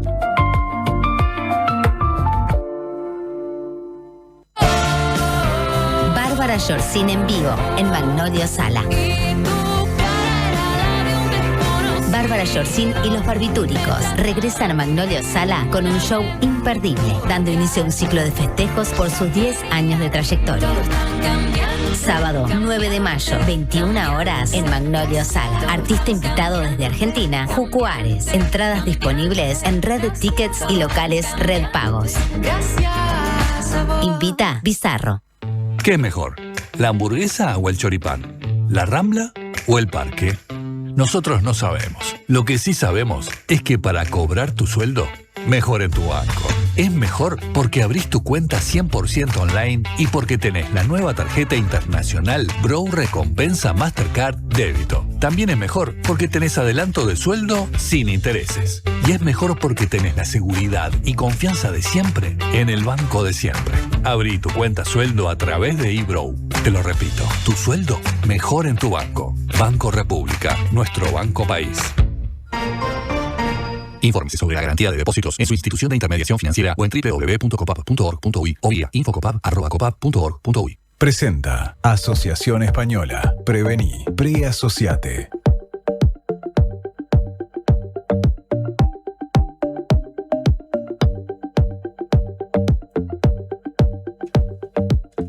Diez 19 de la mañana, seguimos haciendo la mañana de la diaria, estrenando plano con Mariana Cianelli. Estamos, sí, yo que más adelante, vos estás en el ángulo de la mesa. Siempre captada. Exactamente. Que tener cuidado. No, bueno, pero ya lo tenés más que claro. Esto tiene que ver con lo siguiente. Les cuento a dónde vamos, hacia dónde vamos en este programa ahora. Está en esta mesa la socióloga Nilia Viscardi, docente universitaria, directora en este momento de Derechos Humanos de la ANEP, la Administración Nacional de Educación Pública. ¿Por qué? Bueno, porque el miércoles se lanza la campaña Convivencia en Clave de Paz. Esto va a ser mañana, entre 9:30 y 12:30, en la Escuela Técnica de Artes y Oficios en Montevideo. Entonces, nos interesa profundizar en eso y luego, con Nilia, avanzar hacia otros temas que, incluso a nivel académico, hace mucho tiempo viene trabajando. Pero vayamos por partes y empecemos primero por esto que va a ocurrir mañana. Nilia, en primer lugar, muchas gracias por visitarnos, por visitar la Diaria Radio y en particular la mañana de la Diaria. Muchas gracias a ustedes por la invitación. Recién mencionaba esta campaña que se va a lanzar mañana, Convivencia en Clave de Paz. Me parece interesante de arranque definirla en los aspectos básicos, ¿no? Saber quiénes la impulsan, a qué aspira y cómo se va a llevar adelante en lo concreto. Específicamente, la campaña es el resultado de un trabajo conjunto con la cooperación internacional y en especial con UNESCO, que es la agencia que ha sido líder y referente en la reflexión sobre temas de violencia en los centros educativos en América Latina y en el mundo, con un acumulado de diálogos y experiencias que han impulsado los observatorios de violencia escolar y que es uno de nuestros, socios de ruta fundamentales, junto a otros como UNICEF, UNOCDE, o sea, la Dirección de Derechos Humanos, tiene en este sentido un diálogo importante con la sociedad civil y con la cooperación internacional. Esta campaña que estaba prevista para lanzarse ahora y que es el resultado de un trabajo con estudiantes que participan de la Comisión de Convivencia de la Dirección de Derechos Humanos. La Comisión de Convivencia se crea en la órbita del Consejo Directivo Central, integrada por diferentes representantes de los subsistemas de la ANEP, como es propio de la naturaleza de la ANEP, la Dirección General de Educación Técnico-Profesional, Primaria, UTU, CFE, que vuelve a reincorporarse al diálogo después de haber visto en alguna medida limitada el impulso a cuestiones de educación en cultura de paz, de derechos humanos, y ahora está volviendo con una plataforma muy fuerte en estos aspectos. CFE es el Consejo de Formación en Educación. Perdón por no hacer larga la referencia. Y la integran estudiantes que son estudiantes también de todos los niveles educativos de la ANEP, y esa es una de las particularidades que guarda este espacio, el de tomar la voz de los niños, niñas, de los adolescentes sobre estos temas, y la campaña expresa esta perspectiva. Extrañamente, y por cuestiones de época, la campaña que pone algunos valores sobre la mesa como resultado de las palabras de los estudiantes, tiene ciertamente una coincidencia con lo que espontáneamente se produjo a raíz de los últimos hechos de violencia. La importancia, en primer lugar, de los estudiantes como protagonistas de una escena, y como protagonistas de una escena en la que ponen en juego la solidaridad, ¿sí?, la hospitalidad, la defensa del espacio educativo como un espacio seguro sería ingenuo en el sentido literal del término, pero sí que se reclama como un espacio en el que los adolescentes quieren estar y que ellos mismos son una barrera a los mensajes de odio, a el mal uso de las redes y tecnologías de la comunicación. Ese proceso, que es espontáneo, permite alimentar diálogos de largo plazo. Hace poco tuvimos la oportunidad, junto con la UNOCDE, de publicar guías de ciberseguridad y orientadas a los centros educativos, a las familias, a los adolescentes. ¿Junto con qué organismo fue que se presentó? Con la UNOCDE, con la Unión de Lucha contra el Crimen. Ajá. Nunca me acuerdo concretamente de las siglas, si no las tengo anotadas, pero la UNOCDE es uno también de los socios activos y que ha trabajado mucho a nivel de ciberseguridad. Entonces vamos teniendo desde el Estado este diálogo que necesita tiempo, que acumula de otros momentos y que se reactiva en función de circunstancias. Acumulación de protocolos que son fundamentales desde cierta perspectiva para los derechos humanos como perspectiva desde la cual se habla de seguridad, porque es una de las tantas perspectivas. La experiencia técnica, en el sentido de una experiencia que puede validar prácticas, guías, normativas, con cierta memoria y trascendiendo los gobiernos, y el diálogo, que ha sido lo más importante para nosotros con la sociedad. Y ahí, pasando, vos mencionabas que se dio justo la coincidencia de que semanas atrás tuvimos lo que fueron las amenazas por tiroteos con el lanzamiento de la campaña, pero yendo a esos casos puntuales, el presidente de la ANEP, Pablo Cayani, comentaba que hubo más de 100 denuncias de amenazas por tiroteos. Entonces, la pregunta ahora que parece haber pasado, digamos, lo más grave es, bueno, ¿qué se hace después? ¿Cuál es el abordaje que están encarando después en los centros educativos? Estamos continuando con la consolidación de referentes, con la consolidación de dinámicas de diálogo. Hay muchos pedidos de protocolos.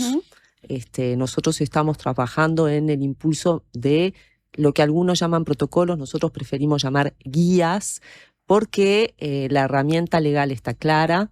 El trabajo pedagógico en convivencia es fundamental. La convivencia, cuando tiene que acudir a la utilización de un protocolo, de una guía, es porque justamente ya estamos en el declive o en el fin del proceso que aparece como conflictivo, ¿sí? No existen centros educativos con grado 0 de conflicto, eso no ha existido nunca, no va a existir nunca. Toda época traduce dinámicas con lógicas propias y hay que diferenciar entre problemas de seguridad que deben combinar datos relativos a la seguridad en el camino al estudio, que es una de las líneas que las bases del Plan Nacional proponen y en las que vamos a estar avanzando este año, o sea, evidencia empírica de riesgos graves, la escucha de la voz, siempre, si hay una amenaza hay que escuchar, la valoración del contexto, del lugar de donde proviene esa voz, del nivel de realidad, la presencia del descontento. Hay momentos de aumento del descontento social. Y ese aumento del descontento social, lo que se escucha en los hogares, el estrés por el inicio de las clases, la inseguridad por lo que esté ocurriendo en determinados momentos, va a tener indirectamente un reflejo en los niños y adolescentes. Y eso, que no lo podemos predecir, va a aparecer hoy en día potenciado por las redes que tienen esta dualidad. Por un lado, se comunica más y por lo tanto se amenaza más. Por otra parte, eso queda escrito, por eso lo percibimos en esa enorme magnitud, porque antes, convengamos, hace 20 años atrás, una llamada, un mensajito, un juego, no era tan fácil de registrar. El Plan Nacional de Seguridad pone la trazabilidad como una de las palabras más importantes del plan. Y es una herramienta, pero también somos víctimas de la trazabilidad, porque nos constituye y define cómo vamos a hacer la política. La trazabilidad diría que es una muy buena palabra cuando se une a la crítica, al tiempo, a los contextos que no son de emergencias.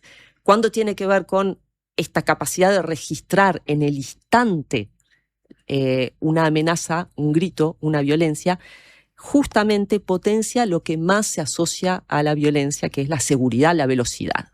¿Sí? La velocidad de la amenaza, la velocidad con la que se arma una red, la sensación de impotencia ante eso que está, pero ahí aparece como una forma que nos deja aparentemente sin armas. Vamos a tener que recomponer los diálogos en política educativa para trabajar desde la política, tener las alertas razonables y no confundir algunas dinámicas con un problema de seguridad real. Ese es nuestro desafío. Ahí mencionabas, distinguías el tema del protocolo con guía, pero también con la forma en que se da respuesta. ¿Por qué haces esa distinción? ¿Hay un problema con establecer protocolos de antemano? Digo, porque esto, por ejemplo, fue un reclamo de los integrantes de los gremios de estudiantes de secundaria, los directores, de que no habían protocolos claros.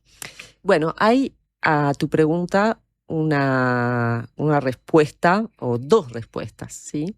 La primera es que desde la Dirección de Derechos Humanos, junto con el Consejo de Formación Permanente y en alianza con la Dirección de Políticas Educativas, estamos impulsando un proceso de formación para docentes, funcionarios de todos los subsistemas, que creo que es no voy a decir que el primer paso de un cambio fundamental, pero que era necesario. Un lugar en el cual de forma sistemática, con una demanda importante que atender, estaremos empezando nuestro próximo curso en el Consejo de Formación de Permanente, dirigidos a maestros, profesores de todos los niveles en convivencia y participación, lo cual constituye desde la ANEP el primer espacio sostenido, con tiempos razonables, con invitados extranjeros, que va a unir perspectivas teóricas con herramientas, ¿sí? Las herramientas son todas las guías, los protocolos, los mapas de rutas, las circulares que se activan para cada lugar, ámbito y nivel educativo particular, y que algunos los vamos a transformar, otros, como los mapas de ruta, están vigentes, son vigentes, otros tienen que ir cambiando.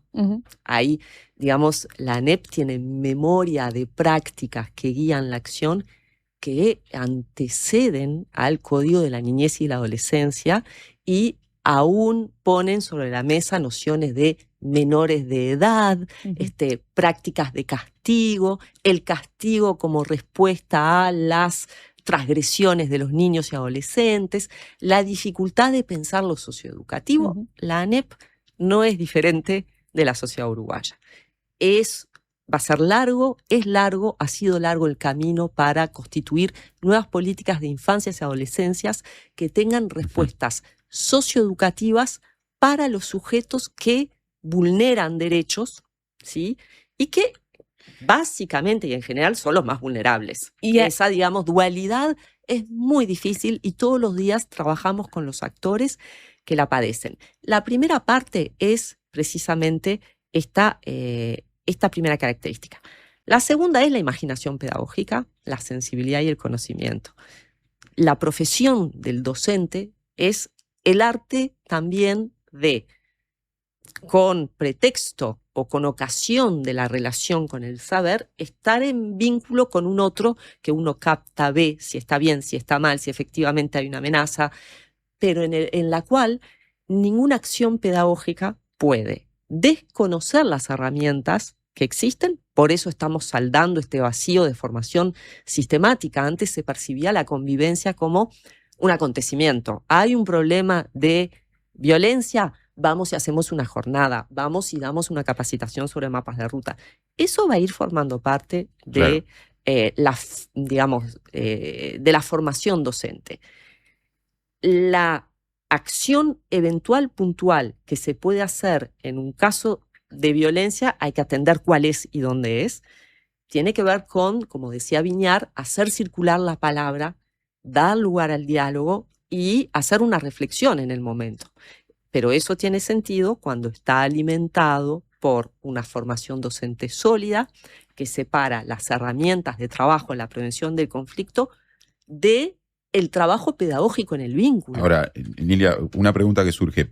¿Alcanza con esa formación docente permanente, con toda esta hoja de ruta y estas políticas que ya se están instrumentando que mencionabas? ¿O hacen falta más cosas? Por ejemplo, ¿qué pasa con recursos? ¿Por qué lo pregunto? Hace poco recibimos acá, cuando estaba en la agenda la cuestión de las amenazas a través de redes sociales en distintos centros de estudio de educación media, Camilo Catenacho, que es integrante de la coordinadora de gremios de estudiantes de secundaria del área metropolitana. Y no solo habló de la falta de protocolos, eso de alguna forma lo abordamos, sino que dijo que también faltaban profesionales con la preparación para esto. Faltan equipos que atiendan el contexto de las y los estudiantes, dijo. Se preguntó, ¿cuántos funcionarios de los equipos multidisciplinarios hay para trabajar este tema? ¿Dan abasto? Preguntas que hizo al aire. Pidió más personal formado en psicología, más personal, profesionales en trabajo social. Dijo que lo que hay no alcanzaba y puso ejemplos concretos, ¿no? Según lo que contó, hay una sola persona, psicóloga en los liceos de ciclo básico, pero ni siquiera se asegura eso en el segundo tramo del tránsito a nivel de educación media, o sea, a nivel de los bachilleratos. Entonces, ¿qué pasa con esos recursos? Estamos dando una batalla para subsanar lo que podemos subsanar y ampliar los dispositivos de la ANEP como aparato cultural del Estado. Eso es lo que es la ANEP, a mi juicio y entender, y por lo tanto la cultura tiene que orientar nuestras medidas. La formación de los docentes, que son trabajadores de la cultura de los docentes, y de esa manera el vínculo a partir del cual se traduce la relación con los estudiantes.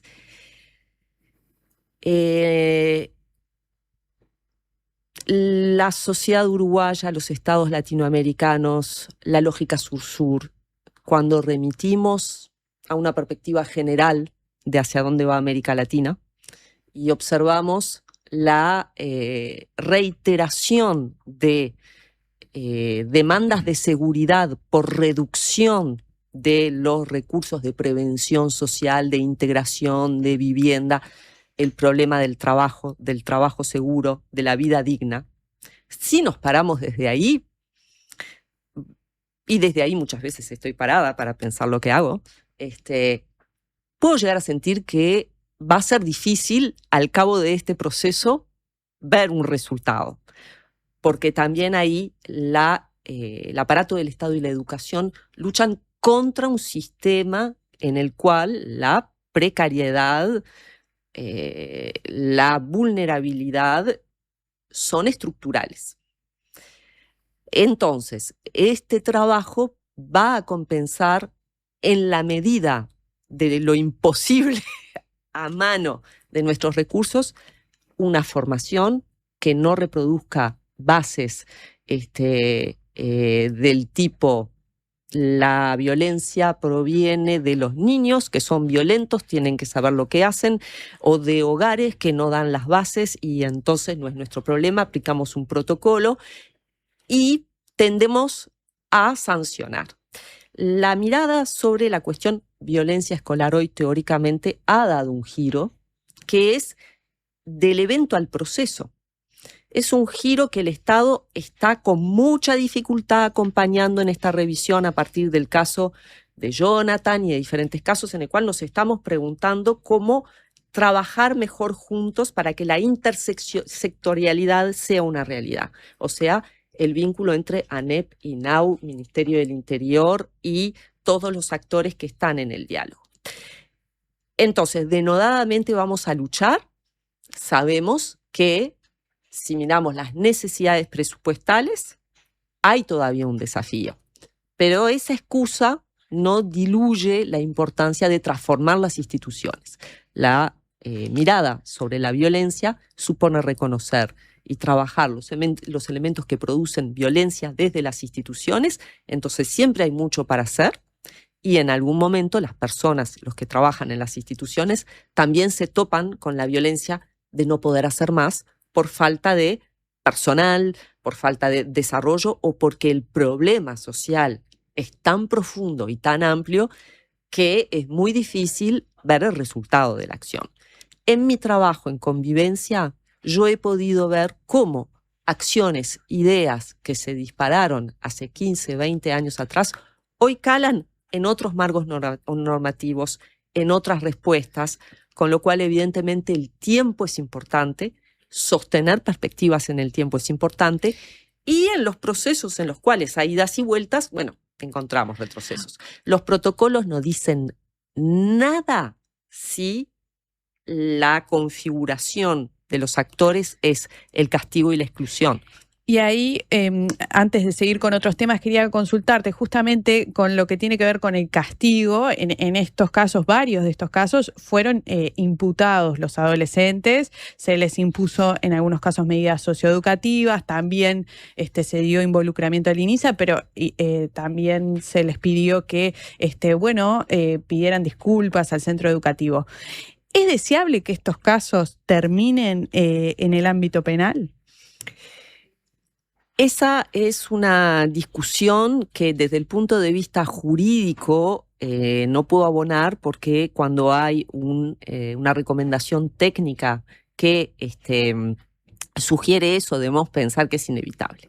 Desde el punto de vista socioeducativo y los derechos de los niños y adolescentes, sobre todo en todos los casos, pero nosotros sabemos que es un desafío consolidar, y espero que eso termine siendo una realidad, una formación de posgrado de conjunto de todos los operadores de infancias y adolescencias, que vaya en el sentido de profundizar las medidas socioeducativas.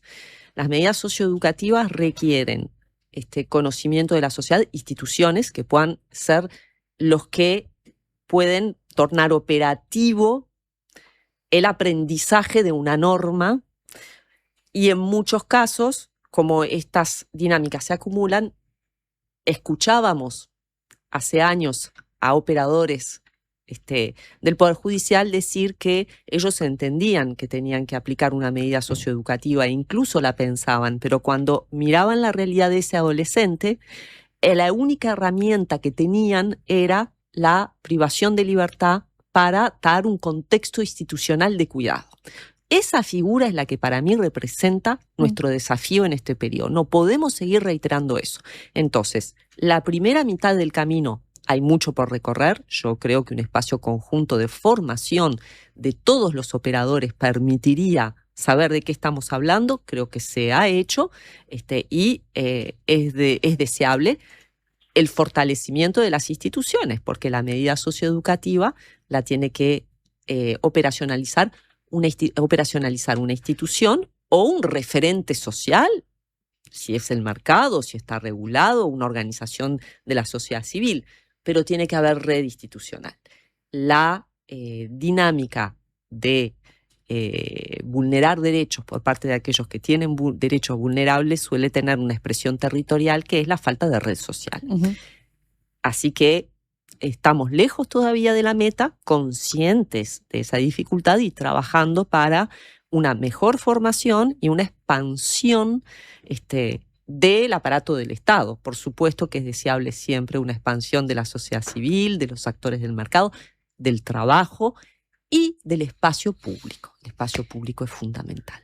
Y ahí también pasando, vos mencionabas durante la entrevista el caso de Jonathan y cómo eso impactó en revisar las prácticas, pero también, por ejemplo, recientemente, la semana pasada, un bebé de 1 año murió a causa de balas que recibió mientras iba en el auto con su padre.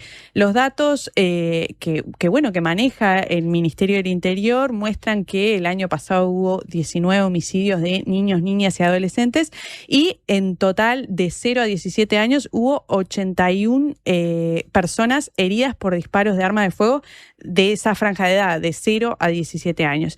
¿Qué está diciendo, y esto ya te lo pregunto más en calidad de docente del Departamento de Sociología de la Facultad de Ciencias Sociales, qué están diciendo estos números? Si bien hubo, por ejemplo, en el caso de los homicidios, un leve descenso respecto al año anterior, parece ser una tendencia que viene en aumento. Sí. Digamos que a largo plazo no vamos a hablar de procesos tan viejos, pero el impacto del retiro de las redes de protección social, de la integración, del trabajo formal y los mecanismos por los cuales coexisten, ¿sí?, redes informales e ilegales, que no son la misma cosa. En el caso particular de los mercados ilegales que se han instalado, sobre todo en los territorios donde se retiró hace ya más de 50, 60 años el Estado, no porque lo tenga que asumir el Estado, sino porque nunca fuimos un país de mercado. O sea, no es una cuestión ideológica la de buscar recursos en el Estado. Nuestros modelos de desarrollo han tenido un límite cuando se trata de expandir el mercado que deseamos. Ojalá la ecuación cambie vía acuerdos internacionales, vía proyectos nacionales. Ese no es, digamos, el centro de mi análisis. Pero estos procesos de informalidad y diversos modos de ilegalidad. Hablamos de los mercados de estupefacientes, pero tenemos el problema de la explotación sexual de niñas y adolescentes, que es un problema histórico, muy difícil de hacer retroceder, porque aunque la moral, las leyes acompañan la protección de niñas, niños y adolescentes, también hay prácticas de explotación sexual infantil que son incluso más antiguas, me parece, que las formas de mercados ilegales. Y a nivel social, esto se acompaña de la amplificación de desigualdades de género y generacionales. Las sociedades que alcanzan mayores niveles de igualdad de género y generacional, en las cuales los derechos de las niñas, de los niños, de los adolescentes, de las mujeres, ni qué hablar si nos paramos desde la interseccionalidad, que es ese nuevo concepto desde las ciencias sociales, en el cual entendemos que hay capas de desigualdades que además tienden a sumarse. Lo que tenemos como resultado es formas de vida, de resistencia, de organización social y familiar muy marcadas por el retroceso de los derechos. ¿Sí? Aquello que es sentido común, el punto en el cual la obligación leal se ata a la estructuración de la vida cotidiana, empieza a alejarse, de dispararse, y vemos adultos atentando contra la vida, ya no de jóvenes, y nadie por ser joven tiene, digamos, que ser objetivo de nada, pero lo impensable en una sociedad. La muerte es tabú, pero la muerte de infancias, toda película que pretende sensibilizar sobre una violencia de un modo directo a la audiencia, utiliza la imagen de la violencia contra los niños y adolescentes, porque es un tabú social a nivel internacional.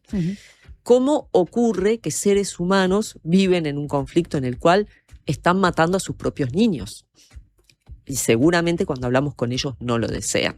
Pero en la lógica de enemistad, en el accidente en el cual la geografía marca la presencia de niños y adolescentes, de forma involuntaria se matan a niños y adolescentes. De forma involuntaria nada más, por ejemplo, Fernando Olivera, de la plataforma Infancias y Adolescencia, aclaro que estamos ya en el tramo final de la entrevista, dijo hace capaz que 2 semanas en este programa que en muchos casos los homicidios suceden después de varios intentos y que las y los adolescentes quedan en medio de disputas o botín de disputa, y que esto se viene denunciando hace mucho, pero también habló de la posibilidad de que en ocasiones ya haya objetivos buscados, ¿no? Sí, me equivoqué en el sentido de esta lógica, porque hay, digamos, el rehén de todo ser humano, sobre todo, es el ser querido, la familia o los cercanos. Y ese problema se constata mayormente ahora. Allí donde la lógica de extorsión, de violencia, de cobro de la deuda, un tema que hemos trabajado muchísimo junto a los colegas del grupo de violencia, juventudes y criminalidad, junto a Gabriel Tenenbaum, con quien hemos publicado el último libro, se acrecientan. Son una dinámica propia de todos los procesos de extorsión personal en cualquier clase social. El secuestro y la afectación y la amenaza hacia la familia son el punto, digamos, de no discusión. Lo que pasa es que en la medida en que estadísticamente las personas en estos contextos viven sobre todo en mecanismos de sobrevivencia en las cuales hay una parte de racionalidad económica que está anclada en mercados extorsivos, eso produce un aumento de todos estos fenómenos que no es que no existan en otros ámbitos, pero no con ese nivel, digamos, las dinámicas de las clases medias y de los sectores altos llegan con mayor dificultad a desproteger la vida. Aquí la vida está totalmente desprotegida. Entonces, ¿lo podemos medir como la responsabilidad de un adulto sobre la vida de niños y adolescentes? Sí, en tanto es el mayor de edad. Pero desde el punto de vista social, claramente esos grupos están tomados por lógicas de las cuales no van a poder salir con miradas morales o con miradas de valoración legal.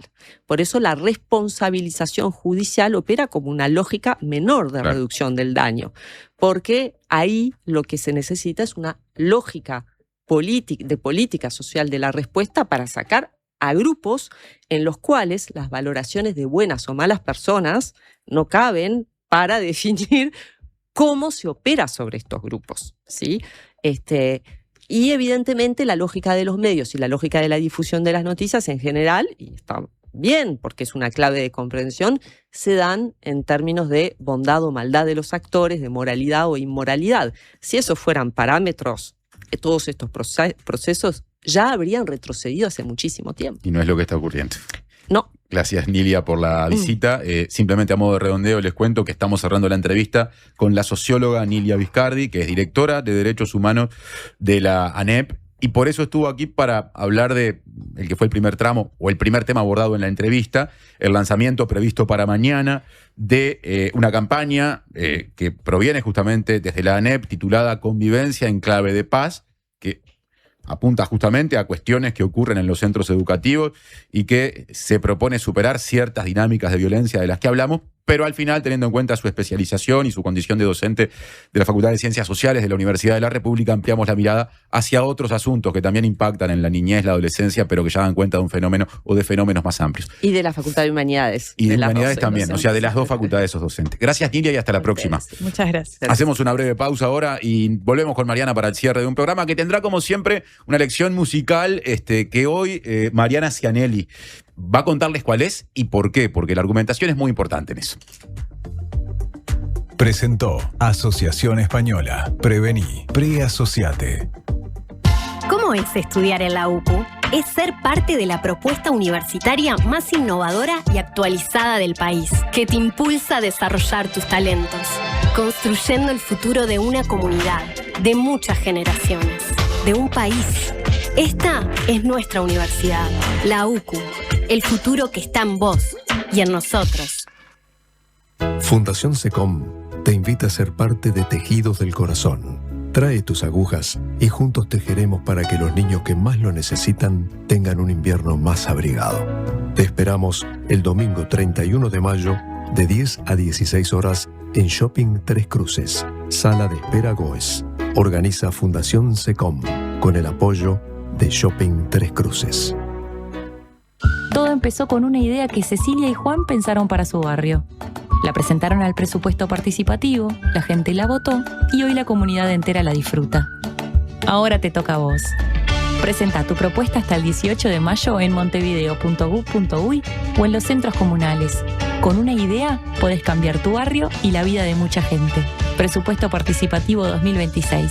Intendencia de Montevideo. Hola. ¿Estás escuchando Diversidad de Opiniones? ¿Estás bien? Estás en la Diaria Radio 97.9.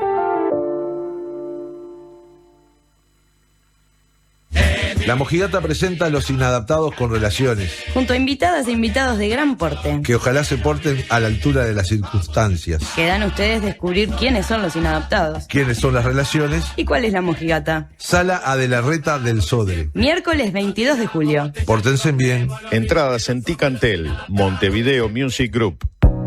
Tenemos una buena noticia. Si tu cédula termina en 5, podés afiliarte a Médica Uruguaya a través de FONASA. Elegir Médica Uruguaya es optar por un sistema de salud que evoluciona con tecnología y un equipo médico de primer nivel comprometido con la salud de los uruguayos. La salud que avanza es uruguaya. Médica Uruguaya. Por más información, comunícate al 2487-4950.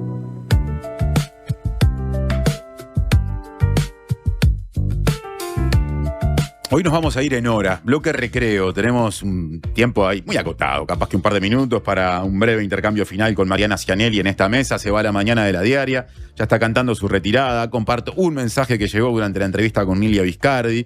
Creo y percibo, dice quien nos escribe, Claudia en este caso, Claudia de Sayago más puntualmente, que en estos climas, en la educación, el discurso es rápido y la realidad es otra. Muchos docentes y estudiantes están en constante vulnerabilidad si no tienen apoyo de reales equipos multidisciplinarios. Los docentes son la cara visible y en el día a día. Urgen medidas de protocolos o como las definió Nilia Viscardi, quien recién fue entrevistada, dejó simplemente ese mensaje. Y bueno, hoy me tocó a mí elegir canción de martes. La canción de martes y arrancamos hablando de, entre otras cosas, de la ida de Orsi al portaaviones de Estados Unidos, el rol que ha tenido y que sigue teniendo en la política internacional. Entonces eso me disparó una canción y en realidad un disco que se llama Americana, de Offspring. ¿Una banda que te gusta? Una banda que me gusta, estadounidense, que retomando la elección de ayer, tuya, hecha por ti, de The Clash y London Calling. Y Margaret Thatcher. Y Margaret Thatcher. Esta canción y este disco en particular es una... tiene mucho de crítica social y cultural a la sociedad americana, entonces me parecía que era de lo más pertinente. Muy bien. Bueno, ayer entonces la emprendimos contra las reformas neoliberales iniciadas en Reino Unido por Margaret Thatcher por allá por 1979 y hoy contra Estados Unidos. Estamos tremendos. Estados Unidos, 1998 también, para retomar el arranque de la conversación de hoy.